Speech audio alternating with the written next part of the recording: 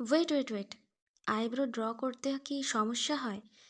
ওকে, চলো আজকে আমি তোমাদের শেখাবো একদম ফিউ স্টেপে কিভাবে আইব্রো ড্র করতে হয়। চলো একসাথে শুরু করা যাক। ওকে, ফার্স্ট অফ অল আমাদেরকে এখানে স্পুলি দিয়ে আইব্রোকে খুব ভালো করে কম করে নিতে হবে। তারপরে ওটাকে একটা সুন্দরভাবে আর্চ শেপ দিতে হবে। এরপরে নিয়ে নিচ্ছি একটা ব্রাউ জেল, সেটাকে হাতে নিয়ে প্রোডাক্টটাকে আমি খুব ভালোভাবে মিনিমাইজ করে নিচ্ছি। খেয়াল রাখতে হবে ব্রাশে যেন অতিরিক্ত পরিমাণে প্রোডাক্ট না থাকে। এবার সেটাকে খুব হালকা হাতে ব্রাউয়ের মিডল পোর্শন থেকে ব্রাউয়ের লাস্ট পোর্শন পর্যন্ত ড্র করে নিতে হবে।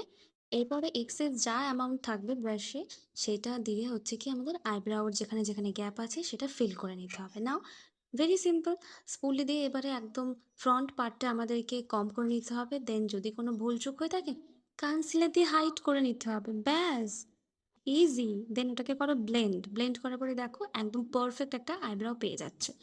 আর তোমরা যদি এই কাইলি জেনের লুকটা জানতে চাও কিভাবে করলাম, তাহলে নেক্সট ভিডিওটা অবশ্যই দেখো। টাটা।